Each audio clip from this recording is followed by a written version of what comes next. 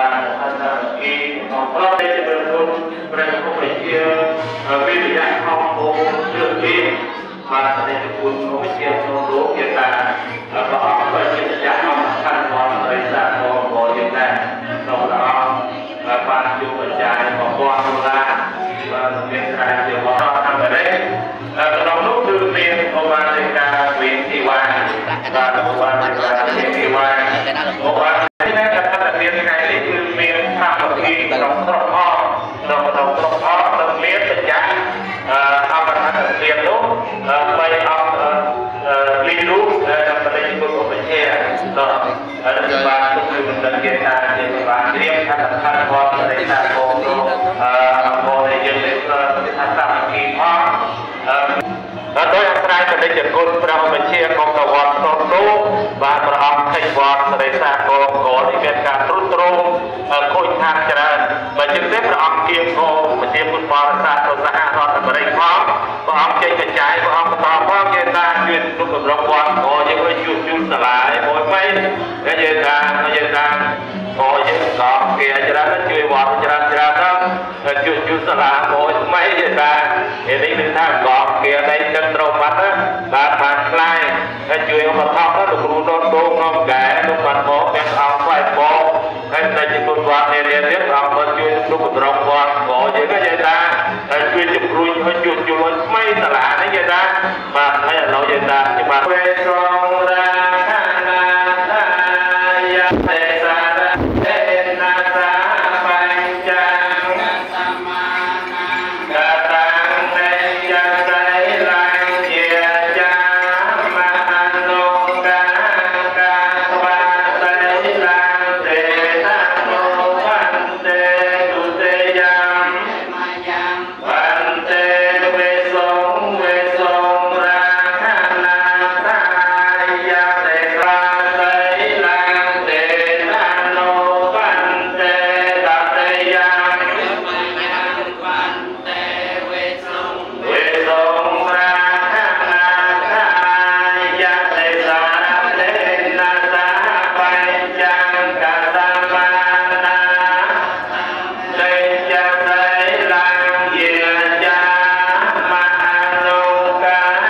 កាស្វាសៃឡាញហានុវន្ទេ នមោតស្សៈភគវតោអរហតោសម្មាសម្ពុទ្ធស្សៈនមោតស្សៈភគវតោអរហតោសម្មា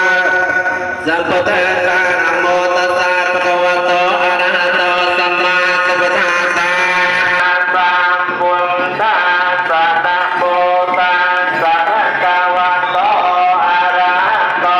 สัมมาสัมพุทธัสสะ ขังสรณังกัจฉามิ พุท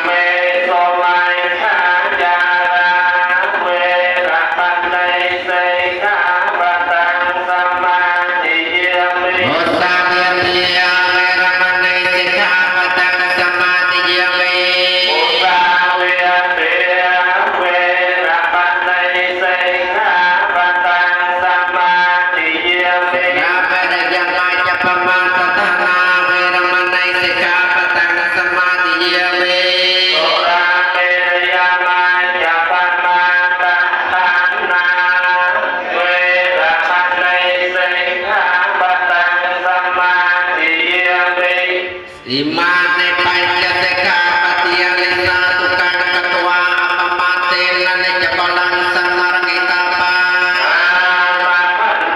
silena sebeteng yante silena pembesak padia silena sebeteng yante tanah silang wisotanya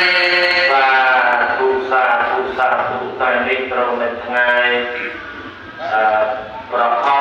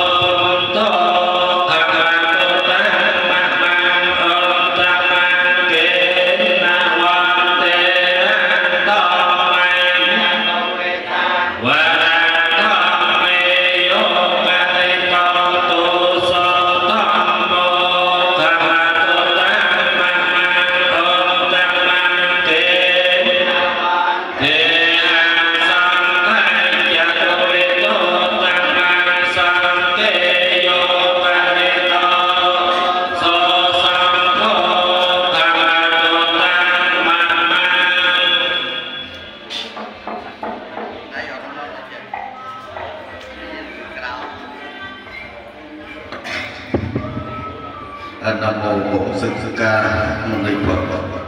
Kính bạch chư tôn đức, kính thưa toàn thể chư kiền nam tín nữ, ban quản trị thuộc xã Long Dịch, huyện Duyên Hải, tỉnh Bà Rịa Vũng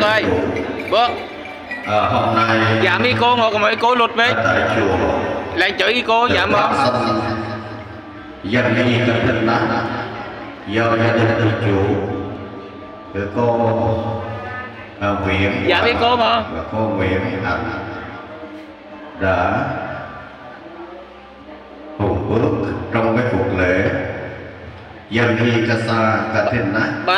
cúng dường linh chư Đại Đức Tăng đã hành cương kiết hạ sau 3 tháng mùa mưa. Hôm nay là ngày vào đám, tối nay chương trình an vị Phật cũng như kỳ siêu độ và thuyết pháp. Hôm nay được thỉnh hòa thượng ở chùa Trật Kha Lý Sạch đến chứng minh tham dự, và sư cả chùa Trật Tôn và sư phó ở bên chùa Trinh Dậu với các vị sư khách tăng đã đến hùng bước trong cái cuộc lễ để làm cái nơi đương tựa chính mình. Bởi vì Đức Phật này đã dạy thân này không tồn tại, nó là tứ đại đất nước lửa gió. Một ngày nào đó chúng ta nằm trên mặt đất,